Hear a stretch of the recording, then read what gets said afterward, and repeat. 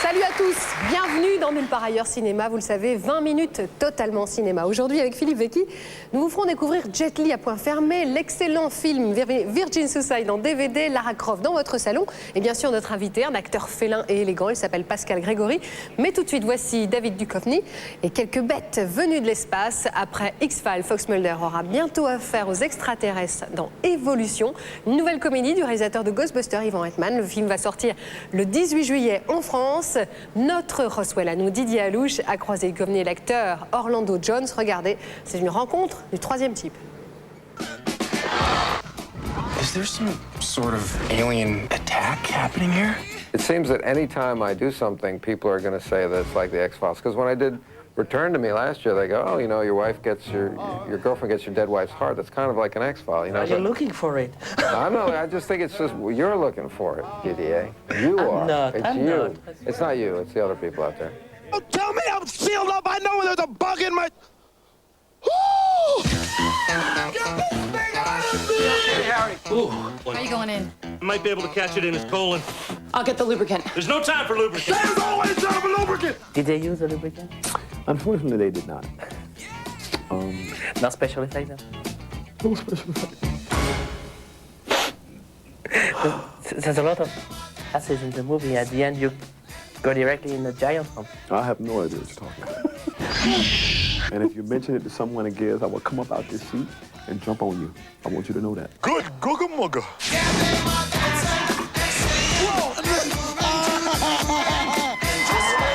Come on, cutie pie.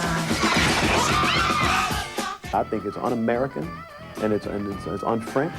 I'm not thinking anymore. And it's unworldly. It's unworldly and it's unconstitutional on top of all of it. Okay.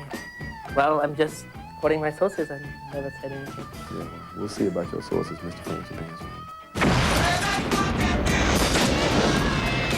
Uh-oh, time to go. So what do you want? Light meat or dark? You have to ask.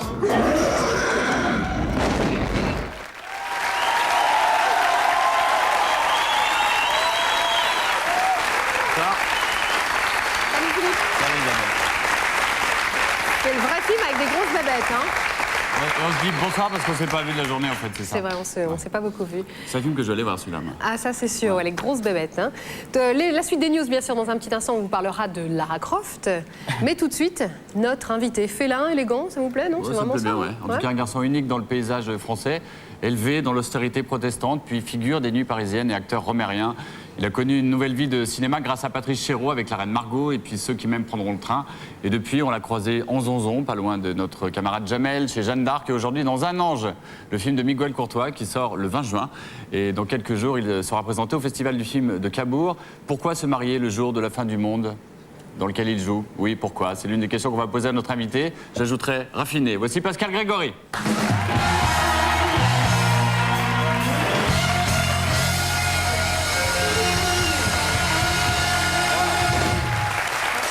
Allez, comment allez-vous? Vous allez bien? J'ai un peu plus de cheveux maintenant, non? Que... Bah, j'ai vu une photo de moi qui est oui. passée. On peut remettre la photo, s'il vous plaît? Enfin, bah, la mienne. On peut pas. Bon, On va la voir dans un instant. Pascal Grégory, les acteurs répondent à l'offre, à la demande, à leurs envies. Ils travaillent donc irrégulièrement, je parle de timing, hein. Et vous anticipez ces périodes un peu de relâche, puisque vous avez déclaré un jour, j'adore, je peux passer des journées entières sur mon lit à regarder le plafond. Oui, et moi, je me vrai. dis que c'est sûrement la meilleure manière de trouver l'inspiration pour des rôles. C'est ma position préférée, la position allongée. Comment ça? La position allongée. Sans rien faire, comme ça, yeux en sans l'air. rien Oui, faire. sans rien faire. Oui, c'est comme ça que je construis un personnage. Mais alors pour quelqu'un qui reste allongé toute la journée, vous n'arrêtez pas Non, de pas tourner. toute la journée. Pas toute la journée. Hein. Non, mais c'est vrai qu'en ce moment, on sent que vous avez un peu le vent en poupe. Vous êtes l'acteur dont on parle et tout ça. Vous avez 5 films, parce 5 que- films en un an, hein, ne serait-ce que pour l'année en cours. Non, c'est parce qu'il y a un certain moment, quelques années, je travaillais moins, donc j'en profite maintenant. Parce que je me dis que peut-être que dans quelques mois, dans quelques années, je travaillerai moins. Donc je travaille maintenant, régulièrement. Avant d'aller plus loin, un peu d'histoire, Pascal, la vôtre. Voici donc en quelques plans un retour assez leste sur vos faits d'armes, y compris le dernier en date, le film s'appelle Un ange, image assemblée par les mains expertes de Vincent Barthélémy.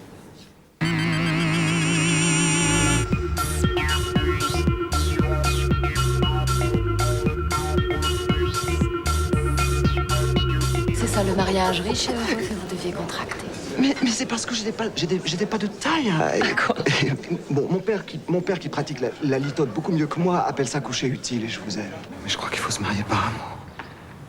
C'est ce que racontent les belles histoires. Nous, on n'est pas comme ça. On est trop vieux pour les belles histoires. Oui, mais quand même. Je vous avais dit que ça n'allait pas venir.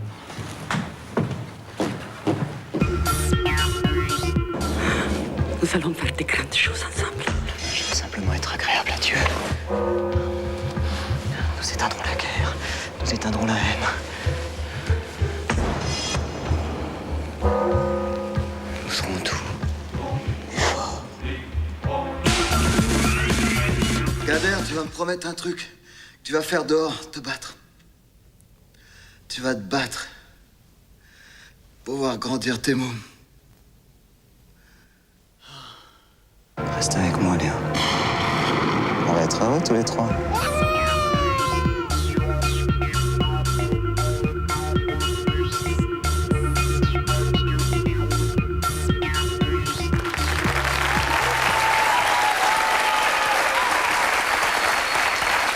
Une réaction? Une réaction? Je suis toujours très étonné quand on fait une compilation de moments de films dans lesquels on a Ce montage tourné. était très réussi.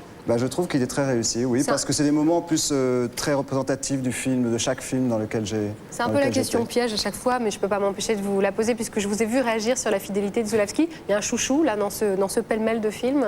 Oh, il y a plusieurs chouchous parce que vous avez pris des très bons films là. La Reine Margot, c'est quand même un très Ouais. bon film. La fidélité de Zulawski, ça c'était aussi une grande expérience.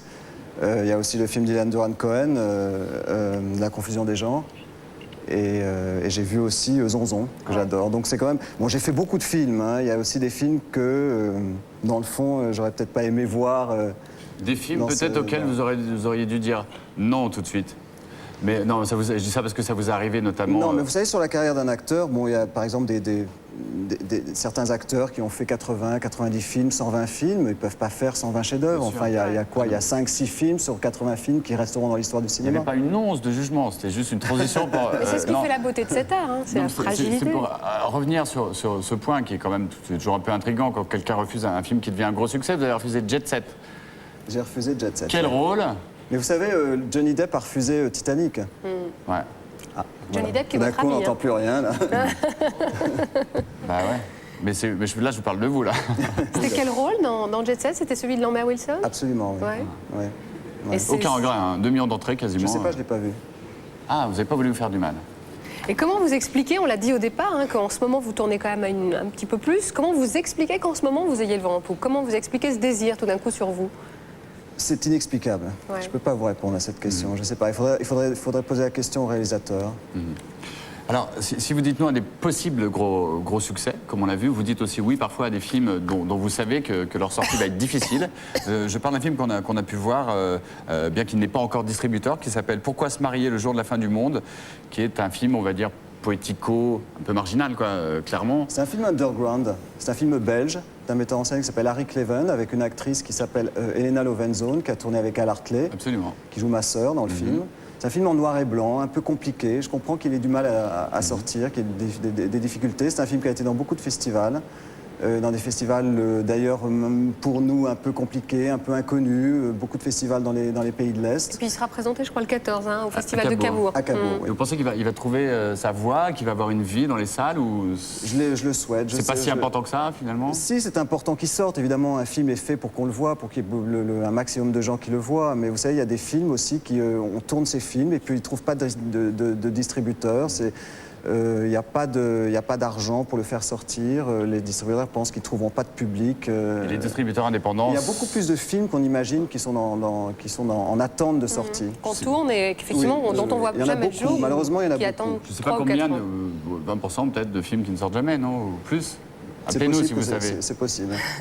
Ouais, non, c'est vrai, il y en a pas mal. On va vous faire plaisir, je sais que vous aimez le cinéma. On va vous parler maintenant d'un de vos collègues, on peut appeler ça comme ça, puisque c'est un acteur qui est un peu plus physique que vous. Il s'appelle Jet Li. C'est un vrai maître en matière d'arts martiaux. C'était le héros d'Il était une fois en Chine. Il nous revient aujourd'hui dans Fist of Legend. C'est un film qui sort cette semaine. C'est un remake assez intelligent d'un film mythique, La Fureur de vaincre, avec Bruce Lee. Un film donc plutôt aérien et chorégraphié par celui qui avait mis en scène les effets spéciaux et surtout les chorégraphies de Tigre et Dragon et de Matrix. Il s'appelle Yu Wu-ping avec l'accent. Donc Christophe Gans, le réalisateur du Pacte des loups, a été emballé par ce film et il voulait absolument nous donner quelques explications grâce à notre ceinture blanche à nous, Olivier Guis.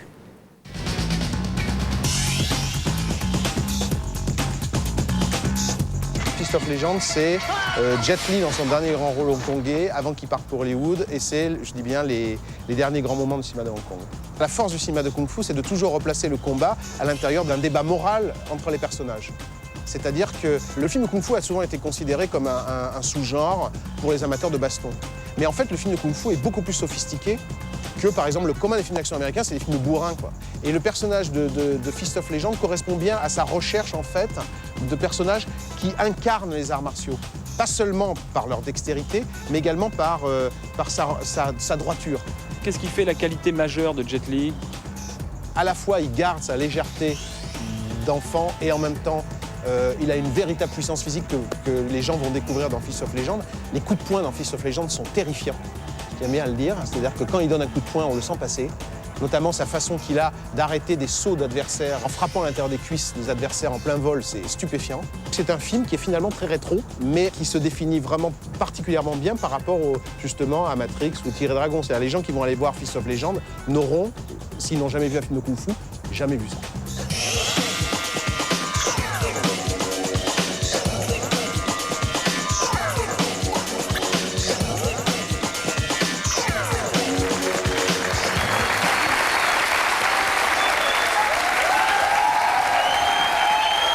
Voilà pour Jet Li, qui, pourquoi pas, peut devenir une légende un jour. Qui ça? Jet Li, l'acteur qu'on vient de voir. C'est le nouveau Bruce Lee. Voilà, s'il ne se prend pas une balle, enfin, on ne le souhaite pas en tout cas. Donc, vous avez côtoyé un certain nombre de jeunes acteurs, comme récemment Nasseri, Magimel, vous avez tourné avec Nadia Fares dans le même film qui s'appelle Need Gap, etc. Ouais. Et votre opinion sur la génération des gens qui sont acteurs aujourd'hui, qui ont entre 20 et 30 ans, nous intéresse.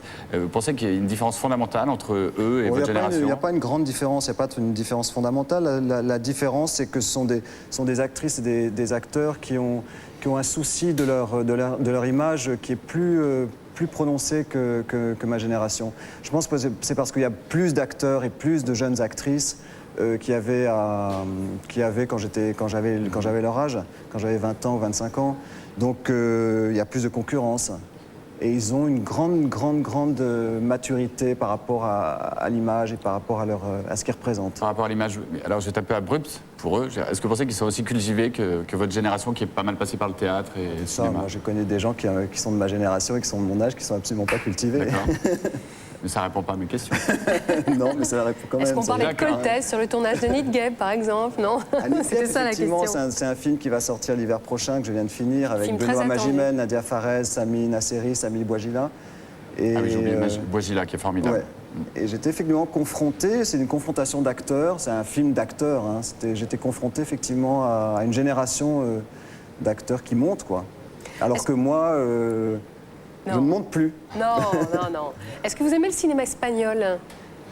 Je connais mal, je connais Almodovar. Alors je vous présente justement, non pas Almodovar, mais un cinéaste vraiment qui est très très fort, Agustín Díaz Llanes. Il avait sorti un film qui s'appelait Personne ne parlera de nous quand nous serons mortes, qui avait eu 8 Goya, c'est l'équivalent des Césars là-bas, c'était en 96, donc c'est vraiment un bon réalisateur.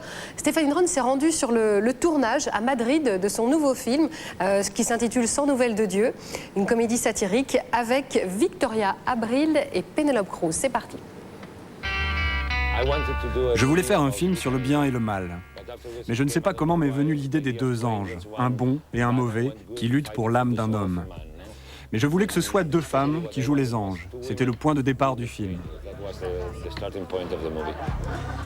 Je me suis dit que tout le monde s'attendrait à ce que ce soit Victoria, qui interprète l'ange de l'enfer, et que ce soit Pénélope, qui interprète la gentille. Alors je me suis amusé à échanger les rôles. On est deux anges. L'un qui vient du ciel, l'autre qui vient de l'enfer. Mais il y a des problèmes partout. Hein. No comprende su interés por nuestra supervivencia. Equilibrio, señorita, equilibrio. Bon, d'abord au ciel, on n'a pas de nouvelles de Dieu depuis un moment. À l'enfer, il y a une révolution, une rébellion. Hay algo más, Rack. No es así. L'enfer, dans le film, ça parle anglais, ça travaille à mort, c'est rempli comme le métro. C'est-à-dire on ne tient plus, c'est vraiment infernal. L'enfer, c'est un petit peu comme la Terre est en train de devenir, mais pour tout le temps.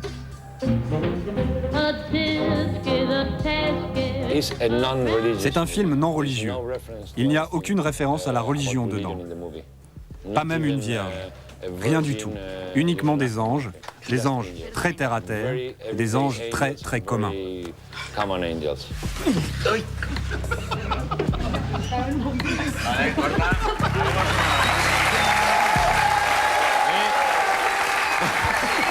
Ne tombe pas. Et le fan club Penélope Cruz s'élargit de jour en jour. Il y en a deux de plus à cette table, peut-être trois. Mais tombe pas de ta chaise quand même. Mais il y a une actrice avec qui j'ai fait donc Un ange de Miguel Courtois que j'adore, c'est Elsa Zilberstein, qui fait partie aussi de cette génération montante. Ouais, parlons-en justement, c'est vrai que dans le sujet on parlait d'ange, c'est vraiment une transition rêvée. Dans le film Un ange, ce qui est étonnant, c'est que vous jouez un espèce de truand, et c'est rare de vous voir quand même dans un rôle comme ça, de vrai méchant quand même. C'est un vrai méchant, mais moi ce qui m'intéresse toujours quand je fabrique un personnage de vrai méchant, en l'occurrence dans Un ange de Miguel Courtois, c'est de l'humaniser, c'est-à-dire de le rendre... Tous les personnages peuvent avoir des zones d'ombre et des zones de... Tout le monde peut avoir une part de saloperie en soi. Et ce qui est intéressant, c'est de les rendre humains. Et en l'occurrence, puisque dans Un ange, je joue un caïd de la drogue, un type très violent, qui a la gâchette facile. Et ce qui m'a intéressé, c'est effectivement de le rendre proche des gens et de le rendre sensible et de sensibiliser le public sur un personnage très très violent, très costaud et en même temps fragilisé parce qu'il est amoureux et voilà. Eh bien, c'est ce que nous disait Zilberstein, qui était sur ce plateau, qu'elle vous aime beaucoup aussi. Tout le monde s'aime ici. Eh bien, je lui rends bien. Voilà. On va passer aux news de Nulle part ailleurs cinéma. Vous savez, Pascal, qu'aux États-Unis, par exemple, le merchandising rapporte parfois encore plus d'argent que les recettes en salle. Et là, je parle sur même des gros succès comme Jurassic Park, le premier. Et on verra bientôt si ce sera le cas pour Lara Croft. Moi, je veux bien la poupée Angelina Jolie, mais la vraie. Voici les news, mesdames et messieurs. Poupée gonflable. L'édition 2001 du Festival du film d'animation d'Annecy s'est terminée dimanche. 242 films projetés, de quoi faire le point sur l'état du cinéma d'animation et vérifier qu'il existe bien une vie en dehors de Walt Disney. La preuve avec l'américain Bill Plympton, Grand Prix d'Annecy, loin, très loin de Mickey. Quand j'étais jeune, mon but, mon rêve, c'était de travailler pour Walt Disney. Et puis j'ai déménagé à New York et j'ai découvert tout un monde nouveau pour moi, celui des films pour adultes, celui des magazines comme Playboy, comme Penthouse, comme Rolling Stone. Et c'est comme ça que j'ai développé un style d'humour différent.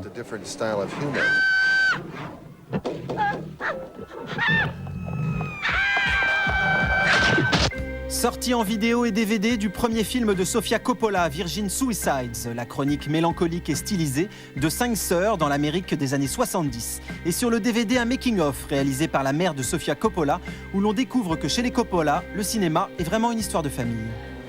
cut. That was great. I'm sitting here in the little chair talking to the extras and having the craft service and like my father and mother did so many years when I was making a film, and my daughter Sophia is in there directing her film. It's like one big family working together. So that this was an opportunity for them to really carry that into the professional world. My big brother's coming tomorrow to do the second unit. With my brother, we think so much alike. I'm going. Goodbye. Thanks for helping us. Goodbye. Congratulations. Sorti demain dans les salles de Hakushi, un film japonais réalisé par Makoto Tezuka, auteur de films expérimentaux et fils du créateur de Astro Boy, le petit robot. Une histoire d'amour contrarié sur fond de guerre d'audimat au sein d'une chaîne de télé contrôlée par des militaires fascistes, à découvrir. Lara Croft débarque dans les salles le 27 juin, mais en attendant, vous pouvez vous occuper avec les produits dérivés Tomb Raider. Alors aux États-Unis, la télé diffuse 7 pubs vantant les mérites du téléphone portable de Lara. Et en France, les poupées Lara Croft viennent d'arriver. Avec un peu d'imagination, on peut faire plein de choses avec. Ne sois pas si impatient. Oui, je suis très impatient, Lara. Très impatient. Voilà pour Lara Croft. En tout cas, Pascal Grégory, c'est toujours un plaisir de vous recevoir.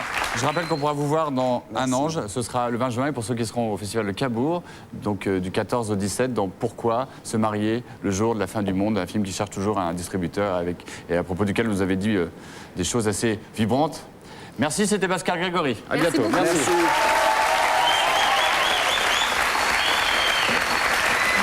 On continue de parler de cinéma français avec Karine Viard et Ludivine Sagné pour un film assez saignant, vous allez voir. Et tout de suite, Thierry Dujon se met à la disco avec Marc Serron et Baume Sinclair. Salut, à demain.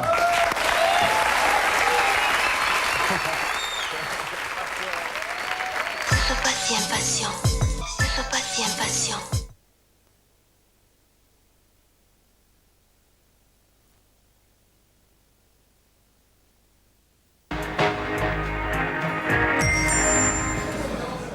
Bonsoir, bonsoir. Mon invité ce soir dans Nulle part ailleurs est un revenant, une sorte de revenant, Marc Serron. Bonsoir Marc. Bonsoir, merci, merci de m'avoir accueilli. Le disco en 2001 ?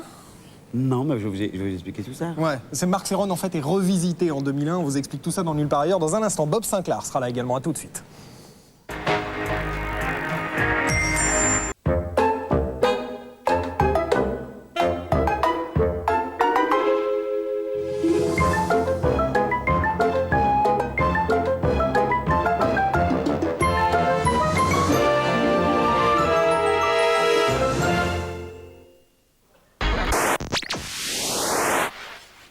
Tu vois, le problème de Marina, c'est les indications de jeu qu'elle donne. Elle est gentille, mais c'est n'importe quoi. Elle n'a pas si gentil. Salut les Robins. Ça se passe bien le stage de mon filleul, là? Ouais, ça va.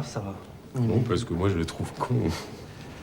Ah bah, bah alors là, vous nous rassurez, parce que nous aussi, on trouve ça un blaireau. Il est trop con, quoi. Non, mais je plaisantais, là. C'est mon neveu. Moi aussi, je plaisantais. C'est votre neveu.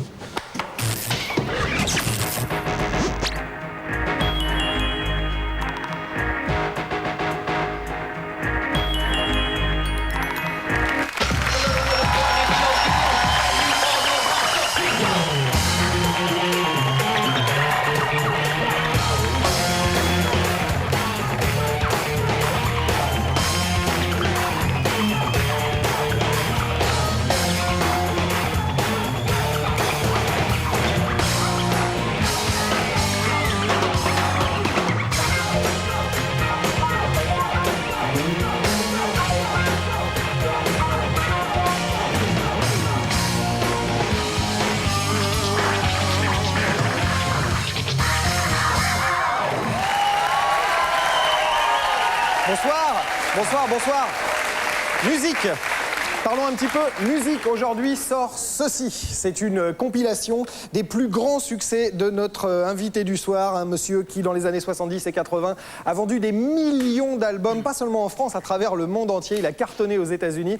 C'était un des rois du disco. Et sa carrière, ses plus grands tubes sont aujourd'hui revisités sur cet album, donc par le DJ Bob Sinclair. Notre invité du soir est monsieur Marc Serron.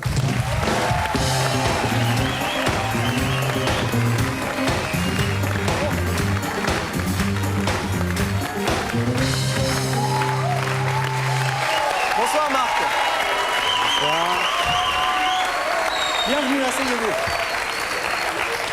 Sympa cette petite entrée musicale. Absolument. Alors on parle de... Les souvenirs. On parle, oui j'imagine, bah justement on va en parler de ces souvenirs et puis surtout de cette actualité dans un instant, juste après le portrait traditionnel brossé par Thierry Samitier que voici. Bonsoir Thierry. Bonsoir Thierry, bonsoir Marc, Jean-Philippe, Karine, Valérie, Michel, Fabien, Kader, enfin public, bonsoir.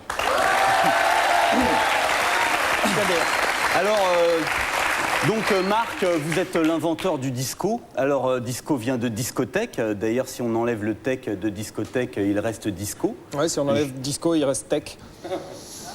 Non, mais là, tu me casses mon effet. Bah, là. Justement. Bon, J'ai décidé de me lâcher un peu. Excusez-moi, je vais recommencer ma phrase. Marc, vous êtes l'inventeur du disco. D'ailleurs, si on enlève le tech de discothèque, il reste disco. Et si on enlève disco, je suppose que ça n'est pas un hasard. Tu vois, là, normalement, il y avait un effet, je veux dire, il ne marche pas. Non, il n'y avait pas d'effet. Ça ne marche jamais. Non, il n'y a pas de réponse. Alors donc, ça, c'est la première nouvelle. Alors, à 12 ans, votre mère vous offre une batterie. Est-ce que vous me dites quand je peux vous... Non, il ne faut pas répondre. Ça, c'est la deuxième nouvelle. Alors donc, selon vous, en fait, votre musique, d'après ce que j'ai lu, s'adresse au corps. Non, mais c'est vrai que, bon, je veux dire... Comme toutes les musiques, d'ailleurs. La musique est faite pour vibrer, quand même. Ouais, ça dépend. Enfin bon, moi je vais pas parler de mon corps. Hein, mais vous faire chier la musique. Non, au contraire, justement, mon corps qui réagit pas d'habitude, enfin sur votre musique réagit énormément, surtout s'il y a d'autres corps qui réagissent en face. Enfin, surtout. Alors bon, il y a chez vous un côté provoque, hein, je veux dire, sur la pochette de votre premier album, il y avait une fille à poil. Enfin, ouais, non. Mais non, enfin, je veux dire... Arrête. Bon, non, mais enfin, je veux dire, une fille à poil, c'est la langue dehors. C'est non, mais enfin, je veux dire, une fille à poil, c'est la provoque. Enfin, je veux dire, pas à la naissance, on peut naître à poil, mais après, il faut s'habiller. Ah ouais, tout ça pour sinon, ça. Ouais. Sinon, bon. Alors, bon, c'est vrai que moi, j'ai une grande sympathie pour vous parce que... Non, mais bon, arrête, je vais me concentrer. Excusez-moi de rire. Bon, alors, en fait, bon, c'est vrai que j'ai une grande sympathie pour vous parce que j'ai rencontré Karine sur votre musique. Enfin, elle m'a quitté sur les Rolling Stones, mais enfin, d'ailleurs, je donne ma parole qu'on ne recevra jamais Nick Jaguar. Enfin, je veux dire, il reste 3 jours, mais je veux dire, dans les 3 jours qui viennent, Nick Jaguar ne passera pas le seuil de cette porte. Ah, s'il ne tenait qu'à moi, il le passerait. Bon, alors, vous êtes passé... Si vous lui envoyez l'album, vous êtes passé... L'album, ouais, mais j'ai pas son adresse. Donc, en fait, vous êtes passé du statut d'artiste à celui de producteur businessman, parce que vous en avez eu marre de vous faire niquer par d'autres producteurs. Bon. Non, mais c'est vrai, c'est le cas de beaucoup d'artistes. On n'est jamais aussi bien. C'est ce que vous dites, hein, mais bon. Ouais, mais j'ai raison. Ah. On n'est jamais aussi bien. On est. Alors bon, vous êtes exilé en fait à Los Angeles à une époque, lassé du conservatisme et du manque d'audace français. Alors bon, je trouve ça un petit peu exagéré et donc pour vous contredire, je vais pousser un cri pour montrer que nous avons de l'audace. Ah!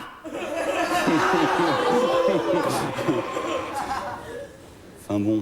Alors, en fait, vos musiques redeviennent actuellement à la mode, mais pas votre coupe de cheveux.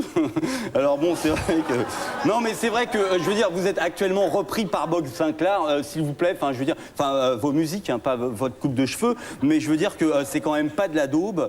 Et rien que pour ça, j'ai vraiment mérité des applaudissements.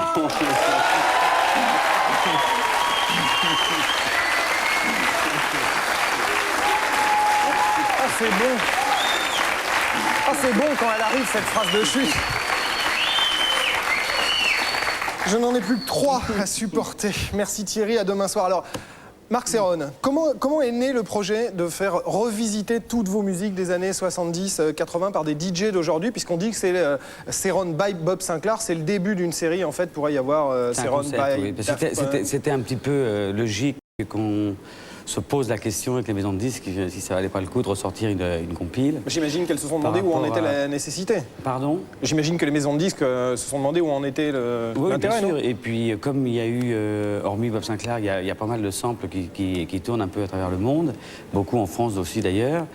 que Bob Sinclair m'a contacté il y a 1 an et demi pour prendre un sample d'une de mes chansons qui s'appelait Look for Love, qui s'appelle toujours d'ailleurs Look for Love, et que ça s'était très bien passé, qu'il est venu à Los Angeles pour enregistrer avec mes choristes pour avoir le vrai son qu'il recherchait. Succès venant, donc la logique... Mais c'est lui ou c'est vous l'idée au départ? L'idée, elle est venue... moi j'ai eu l'idée du nom, du titre, mais l'idée, c'est même pas une idée, ça s'est fait naturellement. D'accord. C'était l'envie d'aller un peu plus loin que de faire un simple titre. En ce qui concerne purement le business, puisque Thierry parlait de business, est-ce que vous n'avez pas dit à un moment que ça faisait peut-être un peu tard par rapport à ce revival des années 70 auquel on a assisté depuis quelques années? Ça arrive en fin de vague, par non? rapport à tout ce qu'il a dit, il y a beaucoup de recherches. Moi, je suis beaucoup plus simple que ça. Que si j'ai mis sur mon premier album une femme nue, par exemple, à partir du moment où dans l'album on parlait de love, il y avait des soupirs, il y avait un texte qui se passait dans un club avec des rencontres entre un homme et une femme, je ne vais pas mettre des moineaux sur un champ de betteraves. Ça me paraît logique. Le fait que je suis devenu producteur plus en arrière que d'être artiste devant, après quelques années, c'est normal, n'importe quel artiste, il y a des hauts et des bas. Alors justement, là, le producteur s'est pas dit, c'est un peu tard pour sortir ça aurait pas été mieux il y a 2 ans? Je me suis rien dit, on m'a demandé, d'ailleurs le premier c'était en France, il s'appelle Jacques Lang, en 87, il m'a demandé, le jour où je passerai à Paris, de prendre contact avec son cabinet pour me proposer un projet, et ce projet était un opéra rock que j'ai fait au Trocadéro, qui s'appelait The Collector. Celui-ci marchant, on m'a demandé après de faire le bicentenaire, parce que Jean-Paul Goude faisait la journée, moi je me suis occupé des soirées. Ensuite, les Japonais, en voyant tout cela, m'ont demandé de faire le spectacle pour le lancement du premier satellite au DEF. Puis après, ça a été un engrenage. Je suis parti à Broadway, je suis parti un peu dans tous les sens. Et s'il n'y avait pas eu tous ces samples-là, je n'aurais pas de retour discographique, qui est très sympathique. Mais j'ai toujours continué de faire la musique. En fait. Je vous ai tout dit, salut, au revoir. Merci beaucoup, à bientôt. On va s'en faire un petit extrait pour le plaisir. Avec plaisir, et puis pour donner idée aux plus jeunes de ceux qui nous regardent, de peut-être découvrir votre musique, effectivement remodelée, revisitée par Bob Sinclair. Regardez.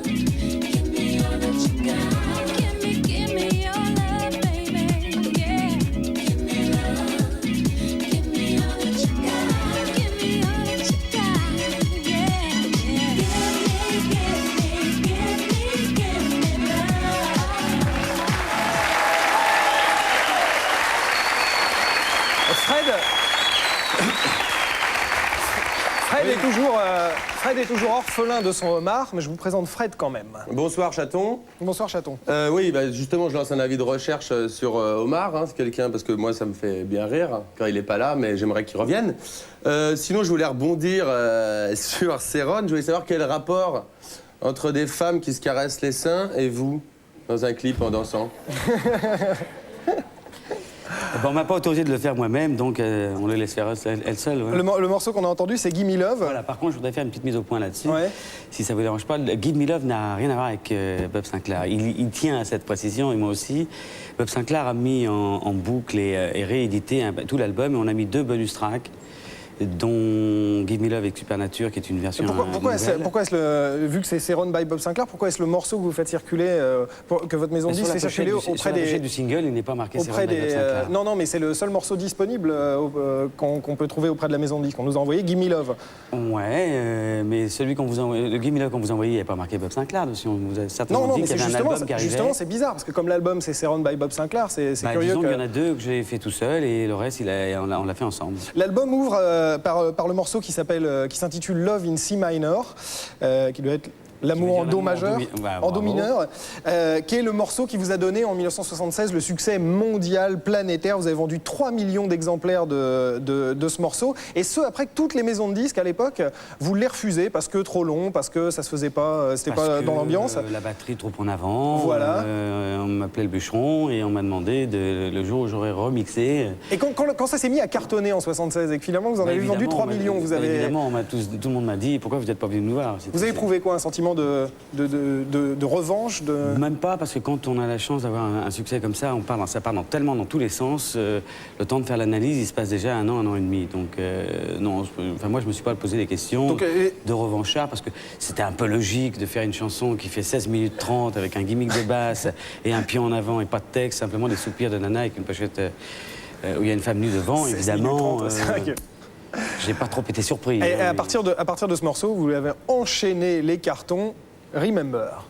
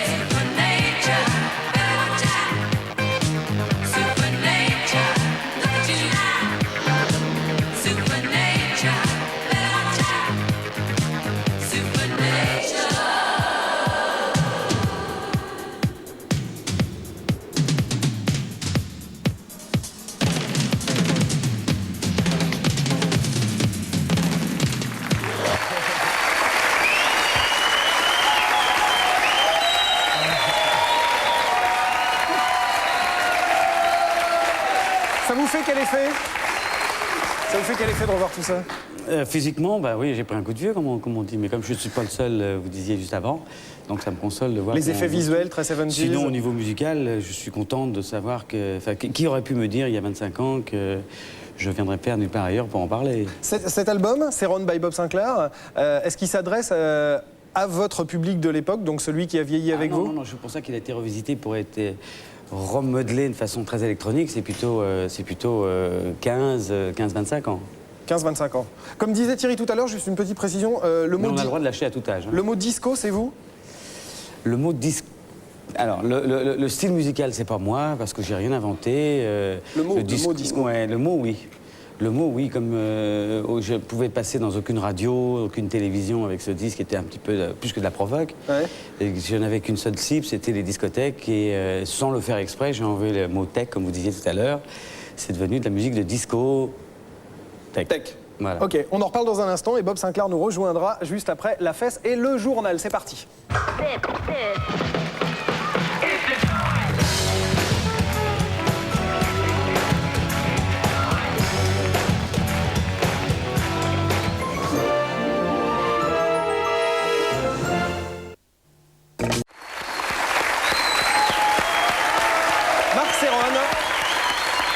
Marc Serron est toujours notre invité. Marc Serron, il est 7h30 dans Nulle part ailleurs, c'est l'heure des infos.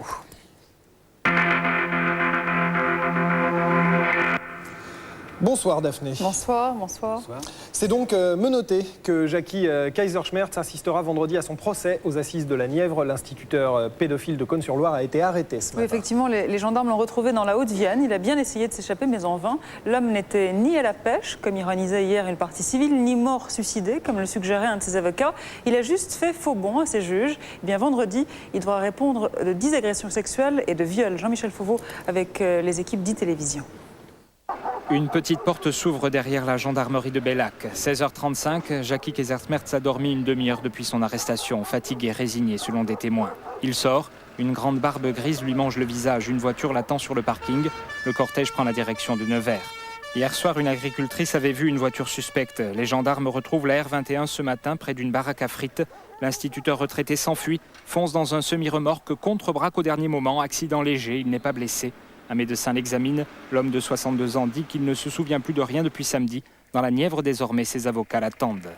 Nous allons nous rendre à la maison d'arrêt et nous allons tout faire pour le rencontrer, pour discuter avec lui le plus sereinement possible et essayer de comprendre quelles ont été ses motivations et ce qui a pu l'entraîner à avoir l'attitude qu'il a eue. Mais le retour de l'accusé soulage les magistrats après 24 heures de polémique sur sa remise en liberté et sa cavale. Nous en sommes ravis, surtout pour les parties civiles qui vont être soulagées et qui vont pouvoir avoir M. Casermerz en face et lui poser des questions et lui demander des comptes. Le procès reprend vendredi matin. Une audience aura lieu samedi pour rattraper le temps perdu. Jackie Casermerz est arrivé il y a une demi-heure à la prison de Nevers. Et puis le nouveau procès du financement occulte, présumé occulte du Parti communiste, cette fois-ci c'est parti. Oui, l'audience a débuté cet après-midi en présence de Robert Rue, poursuivi pour recel de trafic d'influence sur place au tribunal. Guillaume Barthélémy, Dominique Paganelli. Ça se passe au Palais de Justice de Paris, comme en octobre dernier, encore dans les locaux de la 17e chambre correctionnelle. Les acteurs sont les mêmes, seule la composition du tribunal change. La présidente avait été récusée. C'est en fait un inédit dans l'histoire judiciaire française. Il faut tout recommencer. Alors Robert Rue a redit qu'il était patron du PC, député maire, qu'au total il gagnait 82 000 francs par mois, qu'il reversait tout à son parti et que celui-ci lui rétrocédait 17 000 francs par mois. Jean-Dominique Deschamps, l'ancien directeur général adjoint de la CGE, a de nouveau rappelé avec son avocat comment il passait des contrats avec la GIFCO pour obtenir le marché de l'eau dans certaines municipalités. Le procès, en fait, c'est du déjà vu, du déjà dit. Je n'ai pas deux vérités. Il y a celle que j'ai dite à l'occasion, c'est mon sentiment, à l'occasion du premier procès, et je la confirmerai le moment venu lorsqu'on m'interrogera. Mais vraiment, vous ne me sentez pas très crispé. Robert Rue affiche sa sérénité comme il le faisait au cours du premier procès. Comme les arguments de la défense et ceux de l'accusation ne vont pas notablement changer, on peut penser que le procureur de la République demandera ce qu'il avait déjà demandé en octobre dernier contre Robert Rue, 15 mois de prison avec sursis et 2 ans d'inéligibilité. Les urgentistes remettent ça. Une centaine d'entre eux ont manifesté aujourd'hui à Paris, soutenus par les syndicats Sud et CGT. Ils réclament de meilleures conditions de travail et une prime de risque, faute d'avoir été reçus par le ministre délégué à la Santé, Bernard Kouchner. Les manifestants ont organisé un sit-in devant ses bureaux. Et puis à Paris, un voile islamique sur les statues de la liberté de Jeanne d'Arc du Jardin du Luxembourg et puis quelques mannequins. C'est Médecins du Monde qui les a recouvertes d'une tchadri, le voile que les talibans imposent aux femmes afghanes. Ils veulent mobiliser contre la catastrophe humanitaire, guerre, sécheresse plus famine, qui menace directement un quart de la population de l'Afghanistan. Écoutez. Nous avons un devoir de témoignage vis-à-vis de ce pays, l'Afghanistan, qui vit une situation donc, de souffrance humanitaire d'une part, liée à une sécheresse depuis 2 ans, qui pénalise des millions de personnes sur ce pays, qui les oblige à quitter les campagnes pour la population rurale et à venir autour des villes simplement dans une situation de survie extrême, car ils vivent une situation de pauvreté extrême et ils n'ont strictement plus rien. Ce pays est en guerre depuis 20 ans, donc il est complètement déstructuré. Et nous sommes là simplement, je dirais, que pour coller des rustines. En fait, ce qu'il faut, les solutions, elles ne sont pas humanitaires.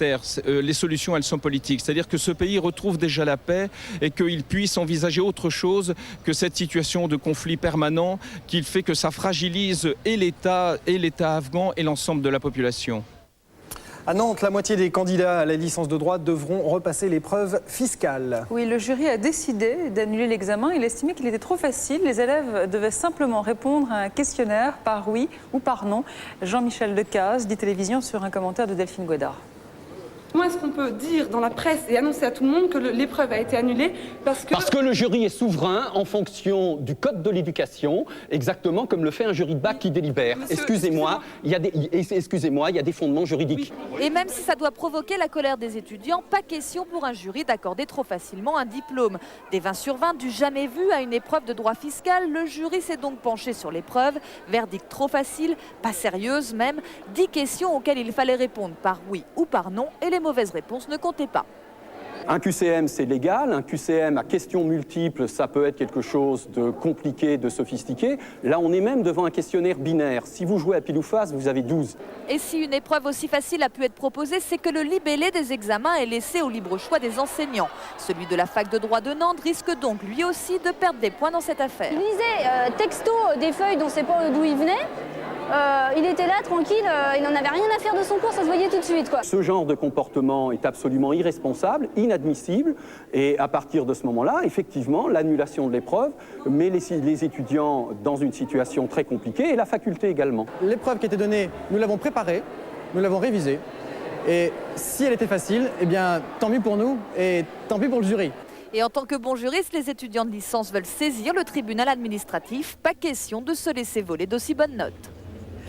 Grève et manifestation pour l'emploi demain à partir de 14h à Orly-Sud à l'appel des salariés de la compagnie aérienne AOM Air Liberté, ce qui se traduira par l'annulation de tous les vols AOM Air Liberté au départ ou à destination d'Orly-Sud. À l'étranger, George W. Bush est en tournée. Première visite officielle du président américain en Europe. Première étape de ces 5 jours, Madrid. Alors, George Bush veut rassurer ses partenaires européens. Sa politique de défense, ses décisions sur l'environnement ou encore son attachement à la peine de mort sont autant de handicaps qu'il va devoir faire oublier ou, à tout le moins, expliquer son mot d'ordre, déminer et amadouer. Et c'est plutôt mal parti car il ne connaît même pas le nom de ses interlocuteurs. Delphine Cargaïa. Une tournée européenne sur la pointe des pieds pour le nouveau président américain. George Bush a choisi d'éviter les grandes capitales, exception faite de l'Espagne pour commencer. Planning surchargé pour W, rencontre avec le roi et la reine dès son arrivée, escapade de la première dame américaine au Prado, hélico pour le président, direction la résidence du Premier ministre. Entretien de 90 minutes, George a tombé la veste. Au menu du déjeuner, gazpacho, langoustes et paella, il fait chaud. La fièvre espagnole qui s'empare du président américain lors d'une courageuse tentative d'adresser quelques mots dans la langue de Cervantes. Grâce à W, José María Aznar est promu président et rebaptisé Anzar. Es un gran honor para viajar a la España y visitar con el rey y también el presidente Anzar. Plus sérieusement, Washington et Madrid ont convenu de la nécessité d'une stratégie de sécurité totale. Toujours moins d'armes nucléaires. Demain, devant ses partenaires de l'OTAN, George Bush défendra son projet de bouclier antimissile. En Israël, les violences perturbent aussi l'enseignement. Depuis le début de l'intifada, les cours de l'université de Birzeit en Cisjordanie sont irréguliers. À chaque nouvelle tension, les Israéliens bloquent la route entre Ramallah et la fac. Et depuis l'attentat sanglant de Tel Aviv, il y a 10 jours, les contrôles sont particulièrement drastiques. Les profs et les étudiants ont de plus en plus de mal à supporter cette suspicion. Ils ont manifesté leurs exaspérations le week-end dernier. Olivier Gangloff, Éric Chevry et Jean-Pierre Canet étaient à Birzeit.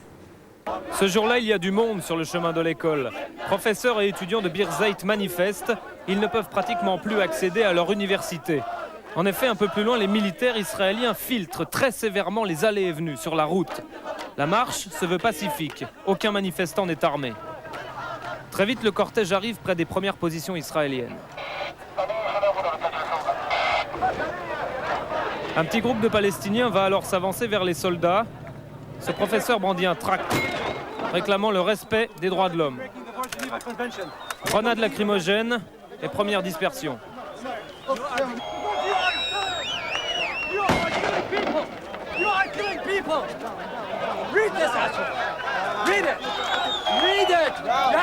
Le soldat ne veut rien entendre. Quelques pierres commencent à voler.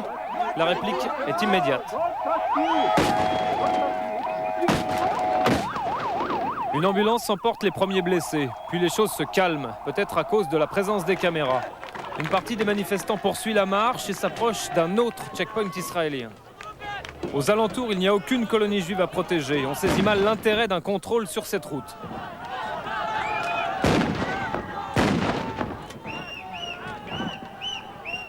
Seuls quelques manifestants réussiront à passer. Nous les retrouverons un peu plus tard à l'université. La cour de la fac est presque déserte. D'habitude, 5000 personnes étudient chaque jour ici. When I go home, I have to go cross a checkpoint, and they have to go checking my ID. And if they don't like the way I look or they don't like what I'm saying, then they could just stop me and prevent me from doing the simplest thing I would like to do. Retour vers Ramallah en fin d'après-midi. Taxi, piétons, ça bouchonne au point de contrôle. Plus bas, les soldats israéliens ont arrêté un jeune Palestinien lanceur de pierres. Il est à l'intérieur de cette Jeep. On l'emmène plus loin sur la route. Il sera transféré dans un autre véhicule. Pourquoi faire? Nous ne le saurons pas. Quelques chebabs jettent encore des pierres. Fin d'une journée ordinaire en Cisjordanie. Et puis en Roumanie, un sauvetage à l'arraché. À Pipera, au sud du pays, une fillette était tombée dans un puits. C'est une adolescente de 18 ans qui l'a ramenée à la surface. Attachée à des cordes, elle est descendue dans le puits, la tête en bas. Elle a réussi à rattraper l'enfant qui était resté coincé plus de 5 heures à 5 mètres de profondeur. Toutes les autres tentatives avaient échoué. La fillette est en état de choc mais en bonne santé. Et puis ce coup de tonnerre sur le Giro, le Tour d'Italie, 86 personnes ont été mises en examen, dont la moitié de coureurs, après la vaste perquisition la semaine dernière à Sanremo. Voilà pour l'actualité du soir. Merci Daphné. Passez une bonne soirée. À demain soir. Marc Serron est toujours... Bravo Daphné. Marc Serron est toujours avec nous et sera rejoint dans un instant par Bob Sinclair, son acolyte sur ce disque qui vient de sortir juste après les Deschiens que voici.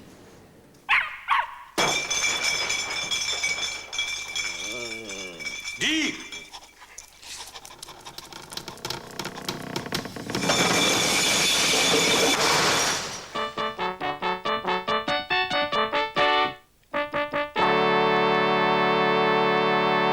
Monsieur Duquesne, toujours aller de l'avant, c'est un petit peu le principe de la fromagerie Morel. Alors les nouvelles dispositions gouvernementales nous ont obligés à employer des femmes, hein. Et comme vous me le disiez, personne ne s'en plaindra. Voilà, c'est ça. Mais également, employer des jeunes, c'est aussi du sang neuf pour une entreprise. Et ainsi que vous me le disiez, Monsieur Duquesne, c'est une chance. Le jeune apporte... C'est une chance pour le jeune. C'est une chance pour le jeune. D'abord pour le jeune. D'abord pour le jeune. Aussi, par vous-même, vous êtes entré, dans l'entreprise... À 16 ans. À 16 ans. 16 ans. À l'époque... Et puis on y allait à l'époque. C'était pas des... Ouais, mais moi j'ai droit au RTT. Ils m'ont dit à la mairie, ils m'ont dit au centre. Le directeur il m'a dit, voilà, il m'a dit, te laisse pas avoir, t'as droit au RTT. Non, moi j'ai droit au RTT. Il l'a dit 4 fois au moins. Alors c'est pas normal, moi je fais tout là, c'est moi qui travaille pour les autres. Franchement, j'ai pas à taffer comme ça. J'ai un RTT pour tout le monde, le RTT c'est pour moi aussi. Monsieur Duquesne, quand vous êtes arrivé, vous ne réclamiez pas, je crois, RTT. Hein, bien sûr que non, hein, on y allait, nous. Vous faisiez les 35 heures, mais par jour. Hein, c'était par jour. Ah, c'était par jour. Ouais, bah, c'est pas par jour, c'est par semaine. Ouais, mais ça...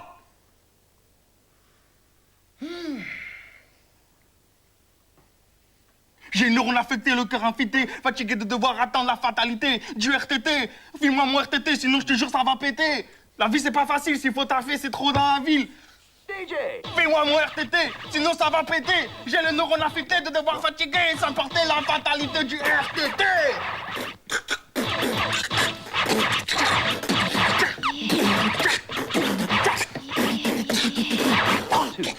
Bon. Alors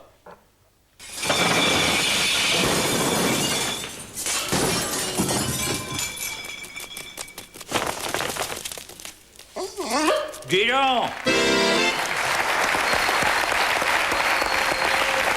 Salut les Deschiens et à demain. Voilà, Marc Serron, by Bob Sinclair, vient donc de sortir. Marc Serron est avec nous depuis le début de l'émission et voici Bob Sinclair.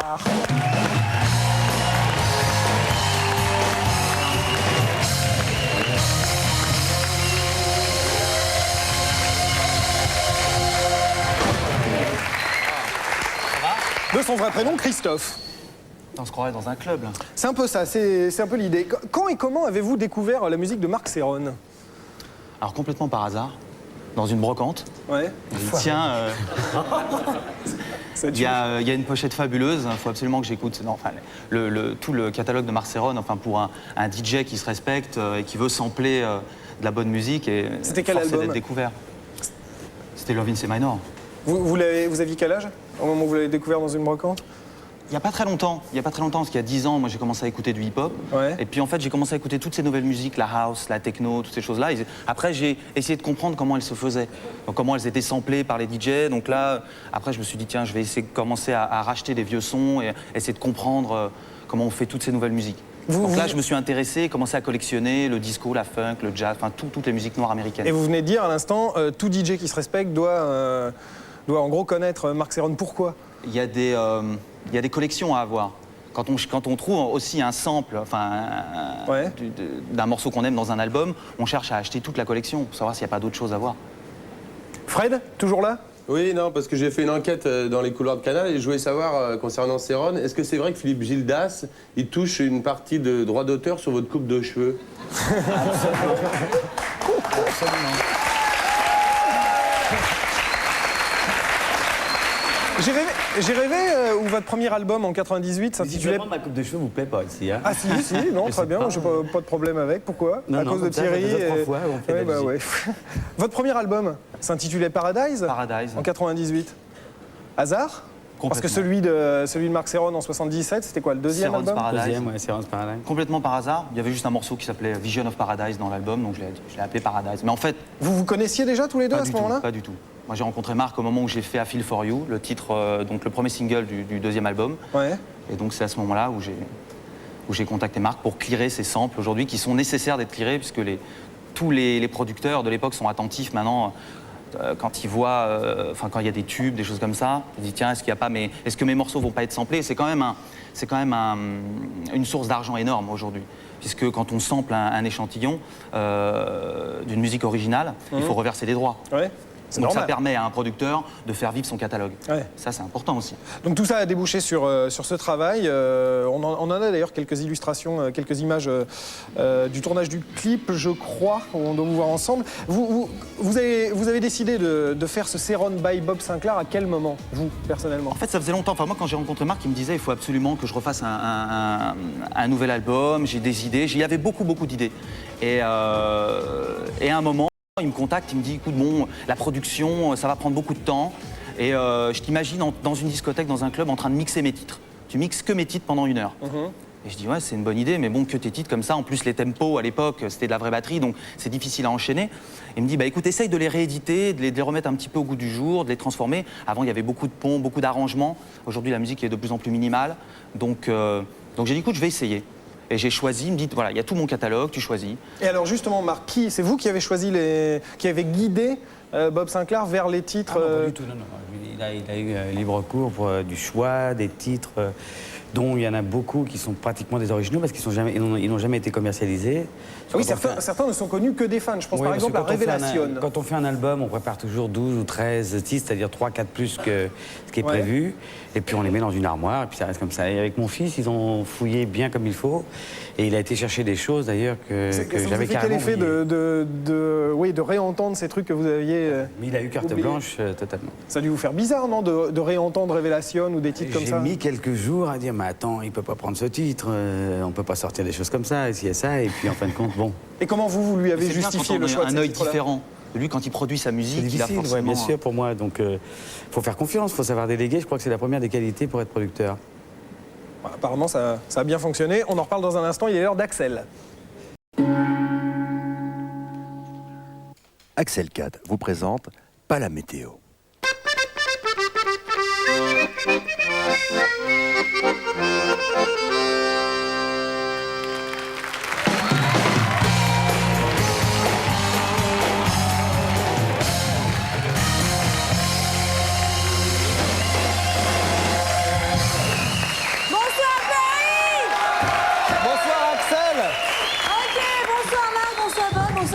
Salut chérie.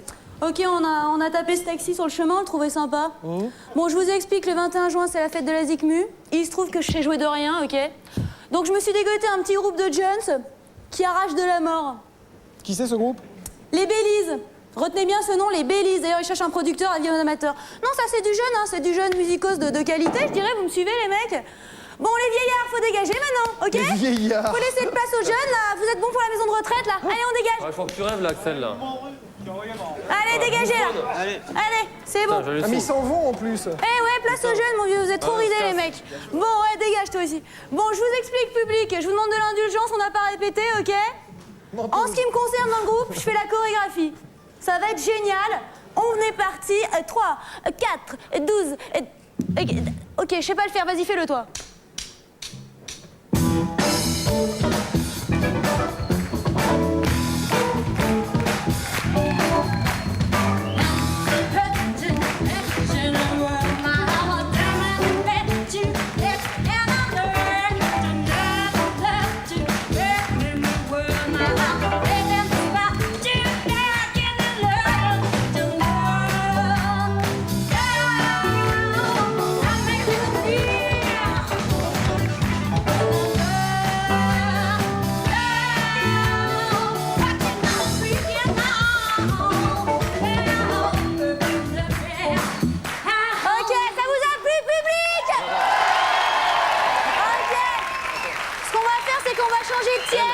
Justel, là. Les jeunes, on les garde, ils sont bons. Quoi, Justel? Ouais, C'est mon bouffonne, groupe. allez. Mais merde, les Bélizes. Mais merde. Et quoi, mais... 3. Mais non.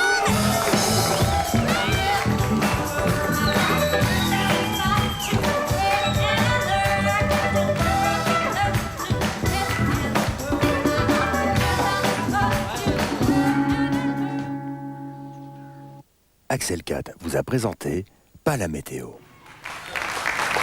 Aïe, aïe, aïe, aïe, aïe. Elle m'aura tout fait. Fred, qu'y a-t-il, Fred? Fred m'appelle. Non, je voulais dire que c'était pas la météo, mais c'était pas la musique non plus. Oh, t'es dur, c'était pas mal. Non, comment vous avez trouvé? Très bien. Fabuleux. Ah, very diplomatique. Ah, non, vraiment, non. Ouais, bien. Qui après Bob Sinclair pour revisiter vos titres, Marc Serron? Oui, il se passe, on va gagner un peu de temps là. Il se passe tellement de choses où d'autres personnes comme Bob Sinclair a repris des samples. Aujourd'hui, on a des samples, j'ai des samples avec McCartney, avec Lionel Richie, il y en a un petit peu partout, donc on va attendre de voir un petit peu comment tout cela se passe. Mais alors, ce que j'ai lu sur Mojo, Daft Punk... Oui, absolument. Oui, ça va se faire? Ça y est, c'est fait. Ça y est, c'est fait? Le prochain single de Mojo est avec un sample qui vient d'un titre qui s'appelle Rocket in the Pocket. Oui, qui est très bien. Ça va sortir en septembre. En septembre, d'accord. Et la version longue, l'album, si ça c'est un single, il y aura une version longue comme il y a... un album entier, c'est Run by Bob Sinclair. C'est-à-dire version longue, c'est-à-dire... Par exemple, ouais, enfin cet album, il y a combien? Il y a, je sais pas, 20 morceaux. Ouais, on sort trois doubles vinyles pour mettre les versions longues par rapport aux DJ qui veulent, pour les enchaînements, ou y mettre les versions longues, en fait. Parce que des fois, il y a des extraits de 2 minutes, là, seulement. Et vous, Bob Sinclair, si vous aviez accès, si vous viviez dans le monde merveilleux de Walt Disney, et que vous aviez accès à qui vous vouliez pour revisiter, remixer? J'ai 3 mentors, en fait. Il y avait Marc, que je voulais faire absolument. Ouais. Il y a Chic, évidemment, et Prince. Ah ouais. Donc ces 3, bon. Ouais, pas évidemment. mal. C'est cher, non? Ah, mais c'est cher, c'est eux qui doivent m'appeler. Oui, c'est vrai, ouais. Pousser quand même. Et est-ce que vous vous considérez comme un musicien? Moi, j'ai essuyé les plates, maintenant les autres, faut qu'ils appellent, en fait. Ouais. Non, je me suis jamais considéré comme un musicien. Pourquoi? Je me suis toujours considéré comme un bidouilleur de son. Je viens pas de la... Parce que j'ai jamais appris la musique d'une façon classique. Comme je vous ai dit tout à l'heure, je viens du DJ, en fait. Je suis un DJ. Et un jour, j'ai eu envie d'aller plus loin que ça.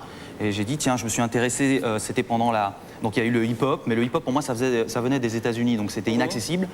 Et il y a eu toute cette vague acid jazz en 94 qui est arrivée. Donc on samplait du jazz et on faisait rejouer des musiciens dessus. Donc ça, c'était en France, les musiciens, c'était accessible. Donc c'est là que j'ai commencé un petit peu à m'intéresser à comment sampler des rythmiques, faire jouer des musiciens dessus. Et vous, Marc, est-ce que vous considérez Bob Sinclair comme un musicien? Non, bah voilà, j'allais vous dire, moi, je devais y mettre un qualificatif, pardon. Je dirais que c'est un metteur en scène musical. Plus qu'un arrangeur, plus que par rapport aux autres DJ, il ne travaille pas pareil. Lui, c'est un metteur en scène musical, je crois que ça lui colle bien. D'accord. Restez avec nous, on enchaîne. La météo, la vraie.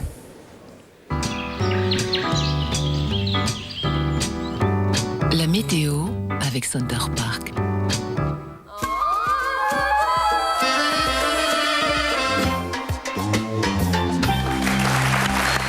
Bonsoir Tania. Tania? Oui? Give me some good news. Ok, non. Non, ah bon. On va voir, c'est un peu mitigé. Ok, animation? L'animation, voilà. Voyons ça. Donc voilà, la dépression dont je vous parlais hier est arrivée sur la France. Demain, elle va se concentrer sur une bande nord-sud au centre du pays. Mais elle devrait se dégrader dans la soirée ou dans la nuit. Donc le matin? Donc le matin, des passages nuageux vont alterner avec des éclaircies un peu partout en France. Oh, Paris, pile poil. Voilà, il y aura quelques averses sur les Pyrénées, le Massif central, l'Île-de-France et la Corse. Et des orages pourront éclater sur la côte méditerranéenne. L'après-midi? L'après-midi, la perturbation se déplace légèrement sur le nord-est. Les averses seront localisées sur l'extrême nord et du sud des pays de la Loire au bassin méditerranéen. Et puis des orages encore pourront éclater sur les hauteurs du Massif central et sur le Jura. Donc j'imagine température stable? Température stable, oui. 18 à Brest et à Cherbourg, 21 à Paris, 20 à Biarritz et 24 à Perpignan. Revenez demain avec des meilleures nouvelles. Merci beaucoup Tania, passez une bonne soirée. À demain. Center Park vous souhaite du bon temps. Et bonsoir PPD. Bonsoir Thierry. Êtes-vous disco PPD? Oui, moi il y a longtemps je me suis fait sampler, notamment les cheveux. Je me suis fait sampler les cheveux. Non mais là il parle pour lui vraiment. Vive les samplants. Les légendaires cheveux de PPD, les guignols dans un instant, à tout de suite.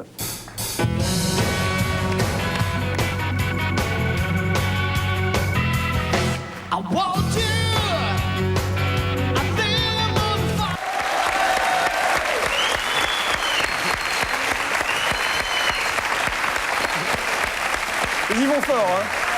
Ils vont très fort. Ils n'hésitent pas. Il est l'heure du zapping, c'est parti. Son imagination n'a pas de limite. Attention, image choquante. Ah, ça me rappelle mon enfance. Pas tout de suite. Quand j'avais une petite caquette. Au secours! Dis oui, plutôt oui. Ah, Oui! Non! je sais plus. Oh mon Dieu! Tu me fais mal. Ça va, hein. Il va s'échanger leur parfum. Il y avait des petites tapes. Pendant ce temps-là, l'or. Mais... Vous n'arrivez pas à concevoir que 2 hommes ou 2 femmes puissent s'aimer? 2 femmes, oui. Ah bah oui, ouais. Ah ouais, mais ça c'est... Ah, et 2 femmes, oui. Ah, c'est un beau petit fantasme. Bah oui. Hein? Ah, mais 2 femmes, à la limite, je veux bien mater. Ah oui. Ah ouais.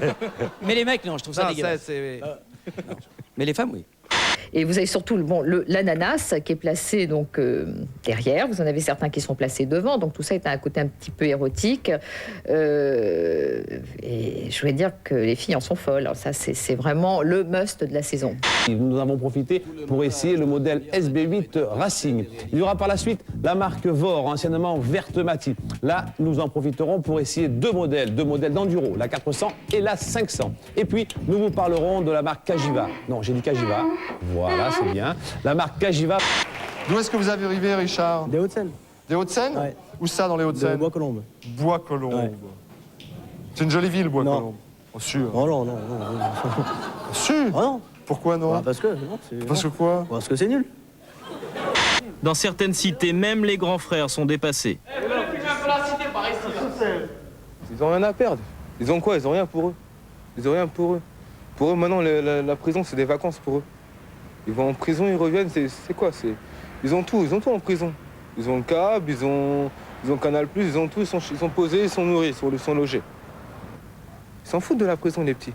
Ils vont en prison, ils reviennent au quartier, ils font leurs conneries, ils font leur business, ils repartent en prison, ils reviennent.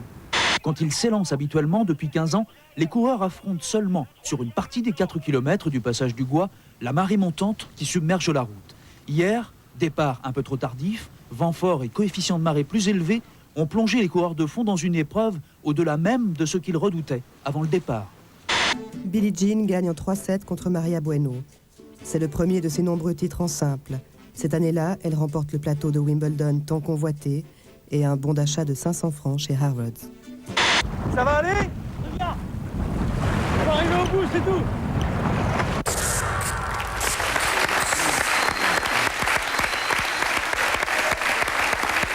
Marc Serron et Bob Sinclair sont toujours avec nous. Messieurs, Stéphane Perron nous a rejoint. Bonsoir Stéphane. Bonsoir. Alors dans la nature, votre bébé est de retour le 30 juin sur Canal à 20h30 avec 2 documentaires sur l'Afrique. Ouais, parce qu'il faut du temps pour les faire, les produire, les filmer. Et puis, on se demandait un peu ce que vous faisiez. Hein. Bah ouais, hein, de temps en temps. Et alors 2 ethnies, vous êtes intéressé dans ces 2 films à 2 ethnies africaines. La première, c'est une ethnie éthiopienne. Voilà, voyage au cœur de l'Afrique, dans ce monde des tribus qui existent encore. Il faut savoir que dans le monde aujourd'hui, il y a encore 3 grands bastions où demeurent des tribus relativement préservées. On va dire une partie Indonésie, Irian Jaya, les derniers tailleurs de pierre, on y était il y a 2-3 ans. En Himalaya, il reste encore quelques communautés qui vivent de façon traditionnelle. La partie amazonienne, là c'est le Brésil, à la frontière colombienne et péruvienne. Quelques tribus encore relativement préservées. Et l'Afrique. L'Afrique qui bat encore, qui a un cœur fort. Alors, c'est le Kenya, c'est l'Éthiopie, c'est la Tanzanie. On a fait 2 films. Un en Éthiopie avec le fils de Peter Brook comme réalisateur, Simon Brook, chez les Karo, le long du fleuve Omo, et un autre là au Kenya chez les Rendile. Alors les Karo. Alors les Karo, regardez en image. Les Karo, c'est une toute petite ethnie, 600 individus seulement, qui vivent au bord du fleuve Omo. Ce sont des malins, car toutes les tribus le long de cette rivière sont des tribus guerrières, et ils ont réussi à pacifier avec tout le monde, ce qui leur laisse du temps à la fois pour se décorer, notamment avec de la craie. Les femmes ne sont pas en reste, elles s'enduisent d'argile. Elles ont pour habitude de mettre des petits clous dans les lèvres, à l'image des femmes Mercy non loin sur la vallée de l'Omo qui mettent des plateaux. Des superbes colliers qui ont traversé l'Afrique. Pourquoi ils sont que 600? Ils sont 600 parce qu'ils observent en fait des rites sociaux et des rites amoureux bien particuliers. toute occasion est bonne pour essayer de se côtoyer, d'essayer de se magnifier et d'offrir la plus belle parure à sa fiancée ou à son prétendant. Et c'est de cette façon que les femmes et les hommes, en fait, essayent de se rapprocher et d'initier les petits. On dirait que tout va bien et que tout est facile. En fait, cet homme, lui, ne peut pas se marier, car il n'est pas un aîné. Et le fait d'être un aîné chez les Caro vous donne un droit incroyable de domination sur les femmes, à tel point que les aînés ont le droit de les fouetter. Elles sont totalement sous domination tant qu'elles n'ont pas en fait trouvé un aîné. Et regardez, donc les vieux, on les appelle les aînés, ont ce droit de domination. Les femmes s'y soumettent, parfois de temps en temps, forcément dans la douleur, mais c'est comme ça depuis la nuit des temps chez les Caro. Et ce rite social, ces rites sont particuliers aux Caro. On les retrouve un petit peu dans d'autres tribus, notamment chez les Hamers, juste un petit peu à côté. Mais c'est la seule façon aujourd'hui de ces petites tribus qui ne sont plus que 600, parce qu'en fait les femmes qui enfantent avant de pouvoir se marier à un aîné, tous les enfants qui naissent, en fin de compte, sont tués. Les femmes, c'est de l'infanticide. Toutes les femmes, les jeunes filles de l'âge de 13 ans, jusqu'au moment où elles arrivent à trouver un aîné, en fait, pratiquent l'infanticide. Et comment on devient un aîné? En fait, c'est intéressant de savoir. La difficulté, on la voit bien, c'est au niveau des femmes, mais la difficulté, c'est pour les hommes pour devenir un aîné. Et c'est là la particularité des Caro, j'avais jamais vu ça en Afrique, c'est qu'ils procèdent aussi par classe d'âge, ce sont par groupe de jeunes qui accèdent au statut d'aîné, mais ils ne peuvent accéder à ce statut d'aîné qu'une fois, en gros, tous les 7 ans. Car ceux qui sont passés en aîné, ils doivent, jusqu'au dernier, pouvoir se marier, mais n'accèdent au statut d'aîné que l'aîné de chaque famille. Ça veut dire que s'il y a 5 enfants, le 5e peut attendre l'âge de 50 ans ou de 60 ans avant de pouvoir accéder à ce statut-là. Ah oui, à cause des cycles de 7 ans. Difficile de trouver une jeune fille, car tant que cet homme-là n'est pas marié, le nouveau cycle ne revient pas. Donc en gros, tous les 7 ans... Donc avant qu'ils soient mariés, c'est nada, quoi. C'est nada. Donc bien sûr, ils ont des rapports sexuels, etc. Mais dans le film que nous avons fait, ce sont que des extraits. Il y a 2 jeunes filles qui ont 13 ans, 14 ans. Il y en a une qui est enceinte. Elle a déjà donc tué un petit. Elle le dit, non pas avec du sourire, mais dit c'est comme ça, et voilà. Donc ces petites tribus... Ils sont 500, 600, on n'a pas tendance à progresser. Je disais au début qu'ils étaient malins, parce qu'il y a des tribus qui sont guerrières autour, les Mursi, les Surma, les Nyayatom, qui sont en nombre, 10 000, 15 000. Mais ils arrivent à composer, parce qu'ils cultivent, ils pêchent un petit peu, et puis ils arrivent à troquer, et donc ils arrivent à pacifier leurs ennemis, alors qu'ils ne sont que 600. Les Caro, absolument incroyable. Alors ça, c'est en Éthiopie, et au Kenya, il y a les Rendile. Rendile, alors le Kenya, j'aime bien en parler, parce qu'il y a toujours une idée préconçue sur le Kenya, qui est assimilé en fait à un territoire, à un pays envahi par le tourisme. Il est surtout envahi pour le tourisme qui s'intéresse aux safaris, aux animaux. Mais en fait, les animaux ne sont pas le seul intérêt au Kenya, loin s'en faut. Et les Maasai ne sont pas que quelques milliers, ils sont 100 000 individus à vivre de façon traditionnelle.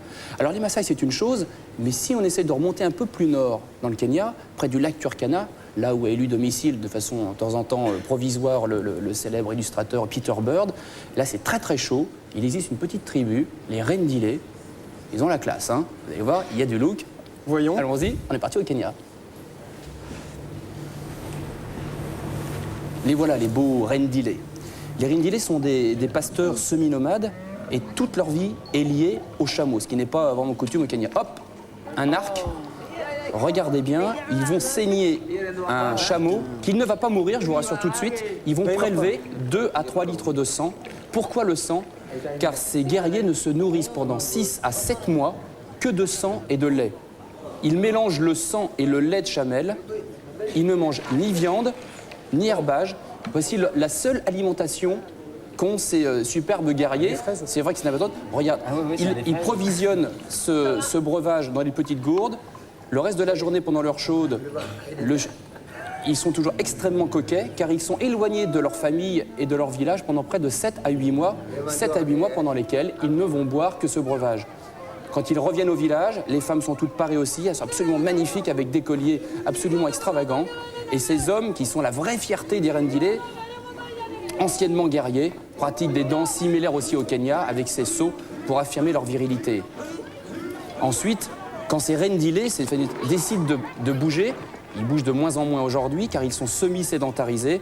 C'est une véritable caravane d'une sorte de vaisseau du désert qui souvent est conduit par un guerrier en tête et par les femmes et par les aînés aussi. Il y a aussi des classes d'âge chez les Rendile. C'est un système social que l'on retrouve en fin de compte dans beaucoup d'endroits d'Afrique. Le chameau ne meurt pas.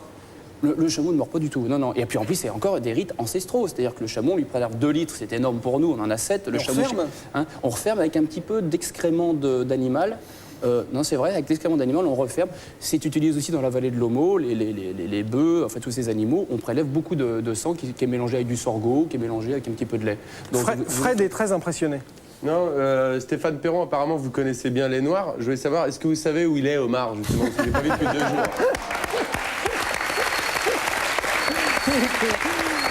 Alors donc, c'est important sur l'Afrique, encore une fois, d'essayer de sortir aussi du cliché. C'est que l'Afrique, les gens pensent Afrique, c'est les animaux, c'est les animaux, c'est les animaux.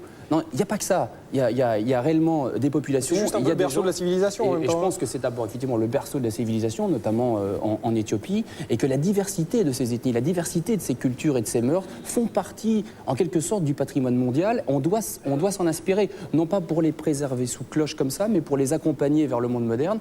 Et c'est aussi notre richesse commune. C'est important. Ils en rêvent un petit peu. Il y a certaines choses qui les intéressent quand même. Ils sont déjà modernes, ils font du piercing. Voilà. Oui.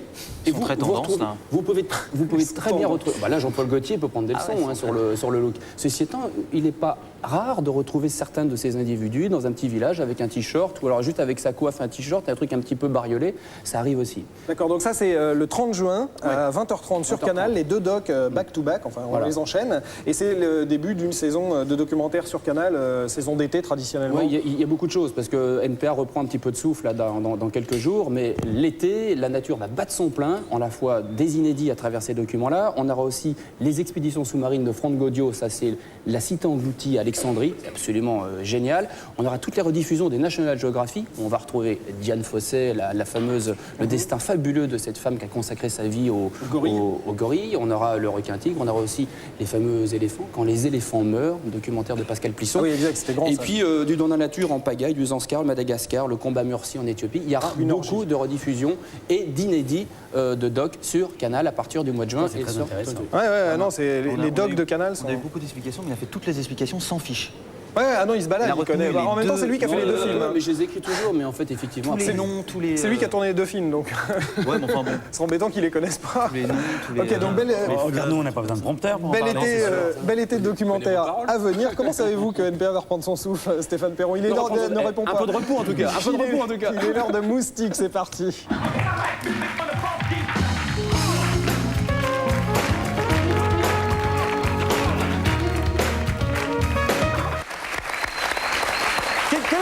Quel est votre programme à venir, messieurs?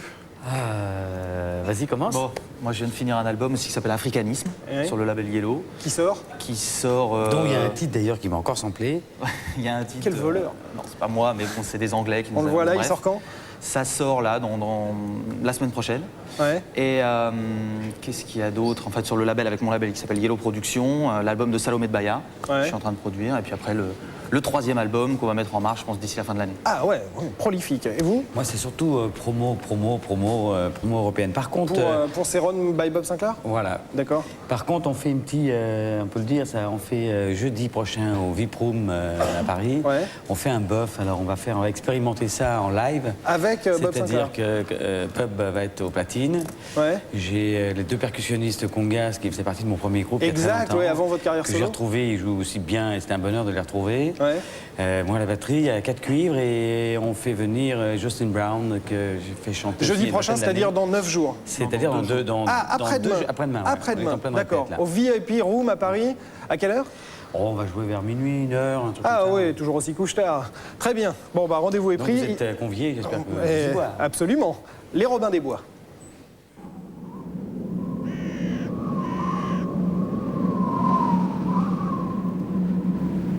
L'instant norvégien des Robins des Bois.